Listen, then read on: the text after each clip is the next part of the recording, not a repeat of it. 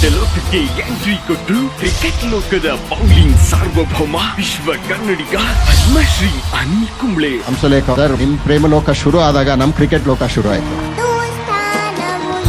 ಹಿಂದೂಸ್ತಾನವು ಎಂದೂ ಮರೆಯದ ಭಾರತ ರತ್ನ ಅನಿಲ್ ಕುಂಬ್ಳೆ ಸರ್.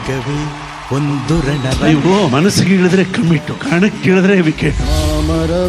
ಅವ್ರು ಬೌಲಿಂಗ್ ಮಾಡಬೇಕು, ನಾನು ವಿಕೆಟ್ ಕೀಪಿಂಗ್ ಮಾಡಬೇಕು ಅಂತ ಬಹಳ ಆಸೆ. ಒಂದು ದಿನ ನಾನು ಆ ವ್ಯಕ್ತಿ ತರ ಆಗ್ಬೇಕು. ಭೂಮಿ ತೂಕದ ಮನುಷ್ಯ ಸರ್.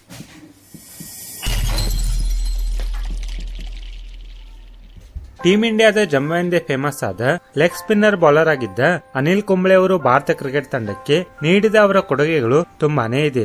ಅವರು ಕ್ರಿಕೆಟ್ ಜಗತ್ತಿನ ಸ್ಪಿನ್ ಬೌಲರ್ಸ್ ಗಳಲ್ಲಿ ಇಂದಿಗೂ ಲೆಜೆಂಡ್ಸ್ ಗಳ ಲಿಸ್ಟ್ ನಲ್ಲಿ ಬರ್ತಾರೆ. ಗೆಳೆಯರೇ, ಈ ವಿಡಿಯೋದಲ್ಲಿ ಅನಿಲ್ ಕುಂಬ್ಳೆ ಅವರ ಜೀವನದ ಬಗ್ಗೆ ತಿಳಿದುಕೊಳ್ಳೋಣ.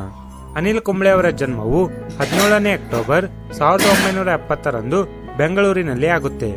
ಅವರ ತಂದೆಯ ಹೆಸರು KN ಕೃಷ್ಣಸ್ವಾಮಿ ಮತ್ತು ತಾಯಿಯ ಹೆಸರು ಸರೋಜಾ ಆಗಿರುತ್ತೆ.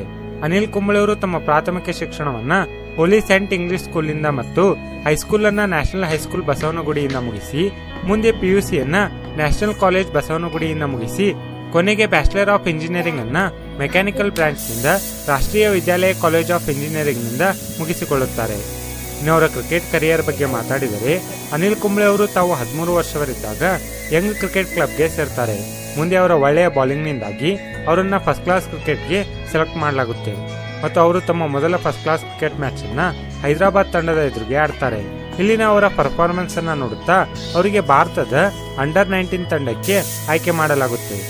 ಗೆಳೆಯರೆ, ಅನಿಲ್ ಕುಂಬ್ಳೆ ಅವರು ಮೊದಲು ಸ್ಪೀಡ್ ಬೌಲರ್ ಆಗಿರ್ತಾರೆ, ನಂತರ ಅವರು ಸ್ಪಿನ್ ಬೌಲರ್ ಆಗ್ತಾರೆ. ಇದರಿಂದಾಗಿ ಅವರು ಉಳಿದ ಸ್ಪಿನ್ ಬೌಲರ್ಸ್ ಗಳ ಕಂಪ್ಯಾರಿಸನ್ ನಲ್ಲಿ ನೋಡಿದಾಗ